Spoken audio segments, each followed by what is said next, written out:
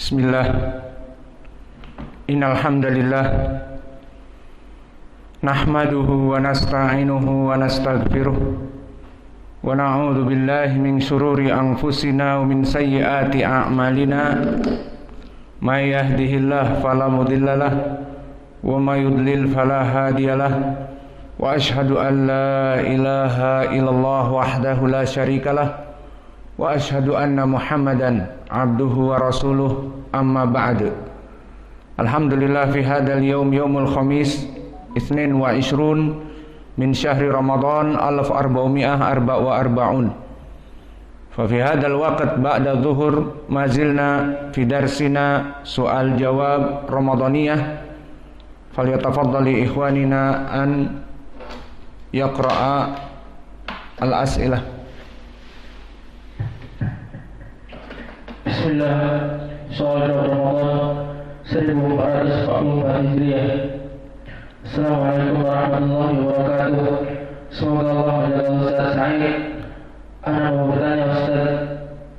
Amin. Sehubungan kita berada di 10 malam terakhir Ramadan, yang menjadi pertanyaan saya Ustaz, di manakah tempat dan waktu bolehnya mengangkat tangan saat berdoa Ustaz? Barakallahu fiik. Yang menjadi pertanyaan saya, di manakah tempat dan waktu bolehnya mengangkat tangan saat berdoa? Taib. Bismillah, ketahuilah ya ibadallah bahwa raf'ul yadain min asbab ijabati du'a, bahwa mengangkat kedua tangan penyebab diijabahi doa, penyebab dikabulkan oleh Allah dari doa. Maka dalilnya datang diriwayatkan oleh Imam Muslim dari Abi Hurairah, kisah tentang orang yang musafir. Maka disebutkan tentang orang yang musafir ini, yutilus safar as'atha akbara yamuddu yadayhi ila sama, ya Rabb ya Rabb, wa mat'amuhu haram wa mashrabuhu haram wa malbasuhu haram wa gudiya bil haram fa anna yustajabu lidzalik. Maka disebutkan seseorang dalam keadaan safar yang panjang, as'atha akbara, maka rambutnya gimbal terkena debu dan bajunya kotor. Kemudian dia mengangkat kedua tangan dan berkata, ya Rabb ya Rabb, berdoa dengan mengangkat kedua tangan, yamuddu yadayhi ila sama, mengangkat kedua tangan ke arah langit dan berkata, ya Rabb ya Rabb. Maka orang ini dalam keadaan berdoa dan mengangkat tangan. Ini poin pendalilannya bahwa mengangkat tangan min asbab ijabati doa, meskipun dia itu tidak diijabahi sesuai ucapan Nabi karena pakaiannya haram, makanannya haram, minumnya haram. Maka dari mana dia akan diijabahi? Maka menjadi poin di sini adalah dia mengangkat kedua tangan.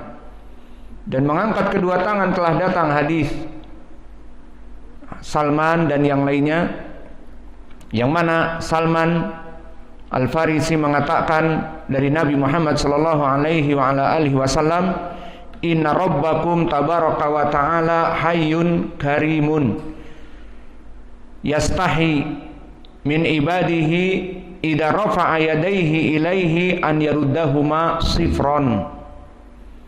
Maknanya bahwa Allah Jalla wa Ala, Rabb kalian itu sangat pemalu dan sangat mulia.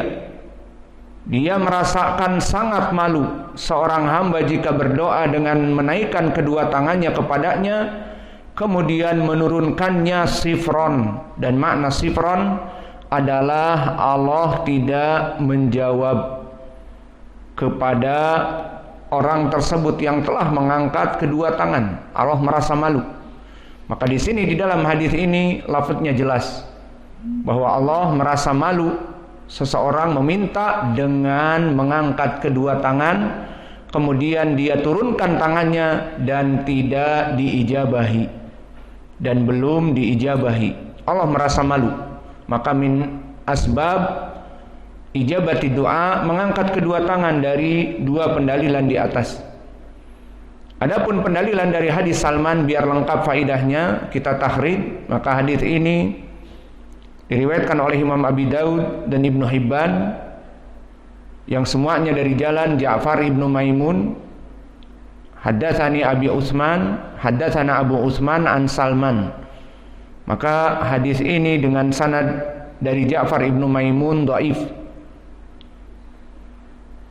Namun telah diikuti dengan jalan yang lain, diriwayatkan oleh Imam Ahmad dan Imam Ibnu Abi Syaibah dan Imam At-Tabrani di Mu'jam Al-Kabir dari jalan Sulaiman At-Taimi, dan Sulaiman At-Taimi bapaknya Mansur dan dia Imam Ibnu Tarkhan, an Abi Utsman an Salman.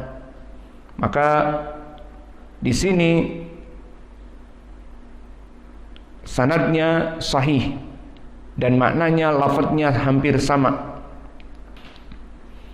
Maka dari dua jalan ini saja bisa terangkat jalan yang pertama dari jalan Ja'far ibnu Maimun kepada Hasan, dan jalan yang kedua memang sahih lidatih. Maka hadis ini hadis yang sahih, dan hadis ini menjadi pendalilan tentang disyariatkannya kedua tangan untuk diangkat di saat berdoa karena penyebab dari ijabati doa. Kemudian di sini ada tambih, karena penanya menanyakan kapan waktunya itu di saat kita berdoa dan mengangkat tangan agar diijabahi doanya itu kapan. Maka dalam permasalahan ini telah kita berikan di pelajaran yang lalu bahwa Nabi Muhammad sallallahu alaihi wasallam di saat berdoa di dalam salat tidak pernah mengangkat kedua tangan di dalam salat kecuali salat istisqa, doa meminta hujan. Maka telah datang di hadis yang muttafaqun alaih dari jalan Qatadah an Anas ibn Malik, karena Rasulullah sallallahu alaihi wasallam la yarfa'u yadayhi fi syai'in min du'aihi illa fil istisqa, bahwa Nabi tidak pernah mengangkat kedua tangan di dalam doa-doanya kecuali di salat al-istisqa. Wa innahu yarfa'u hatta yura bayadu ibtaihi, bahwa dia di salat istisqa meminta hujan, mengangkat kedua tangan sampai terlihat dari dua ketiaknya yang putih. Maka di dalam hadis ini yang muttafaqun alaih kita mengetahui bahwa Nabi Muhammad sallallahu alaihi wasallam, kata Anas, la yarfa yadaihi fi syai'in. Syahidnya dari segi lughah fi syai'in, syai'in nakirah, fi siyab nafi, la yarfa'u nafiyah, tidak mengangkat dalam sesuatu pun. Maka maknanya setelah kita mengetahui mengangkat kedua tangan min ijabati doa, maka dilihat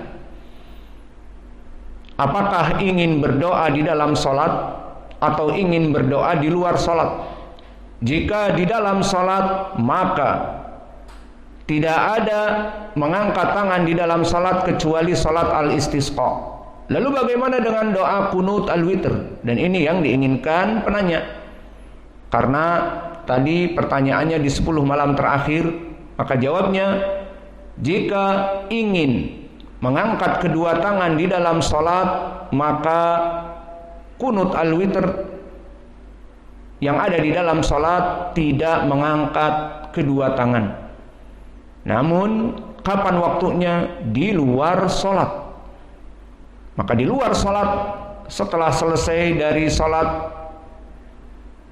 membaca azkar, kemudian ingin mengangkat kedua tangan, boleh. Dan masuk kepada i'tikafnya, kemudian membaca Al-Quran, kemudian ingin berdoa, mengangkat kedua tangannya, boleh. Dan di sini tambahan faidah dari kita, di sana selain mengangkat kedua tangan, ada waktu-waktu mustajab yang berhubungan dengan 20 akhir dari Ramadan. Pertama, di siangnya. Maka dianjurkan di siangnya agar dia banyak berdoa. Kenapa dikatakan di siangnya?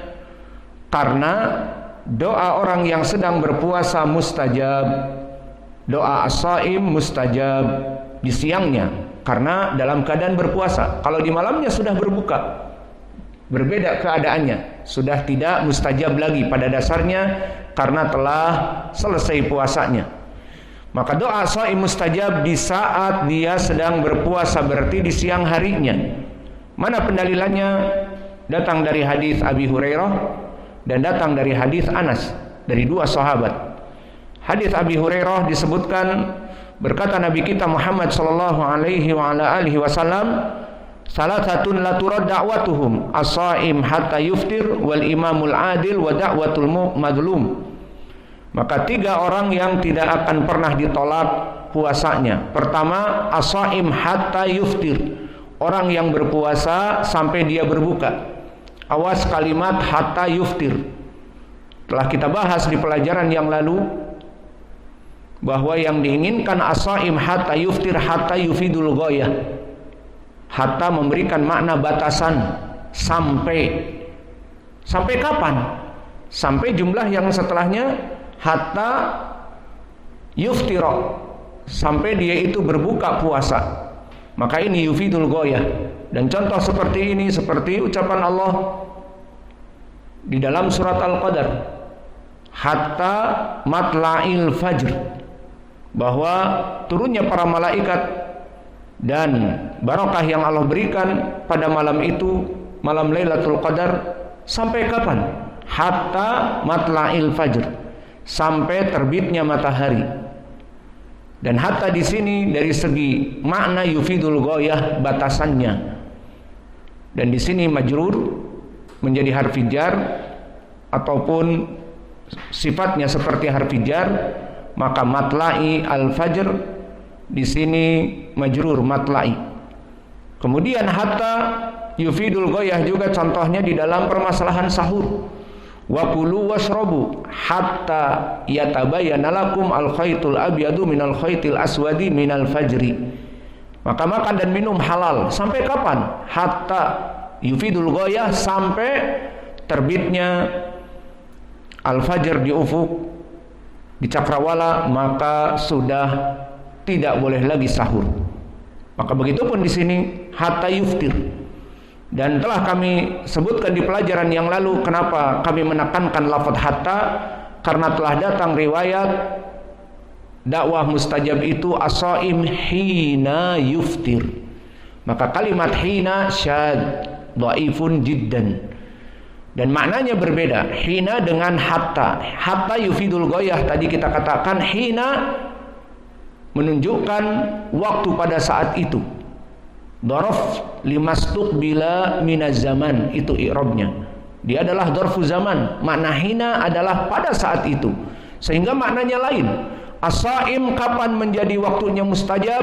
Hina yaftur, di saat dia berbuka, sedang berbuka. Bukan hatta sampai dia berbuka, tapi sedang berbuka. Maka maknanya lain. Sedang berbuka yakni di saat mendengar adzan dan dia berbuka, maka itu waktu mustajab.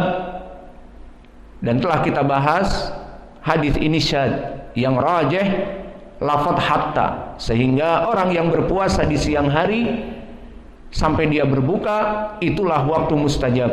Maka saya menginginkan dari saudara-saudara kami di sini semuanya berdoa untuk dirinya, kedua orang tuanya, untuk gurunya, bersyukur kepada gurunya, dan untuk ma'hadnya, bersyukur kepada tempat yang barokah ini, Ma'had Muqbil Al-Wadi dan masjid ini. Dan kita di sini dalam keadaan terus melaksanakan belajar mengajar. Dan antum ketahui sistem kita adalah free of charge, kita adalah gratisan. Maka doakan kebaikan yang ada pada masjid ini terus bertambah dengan berdoa kepada Allah, dimudahkan dari listrik, dimudahkan dari beras, dimudahkan dari air minum semua.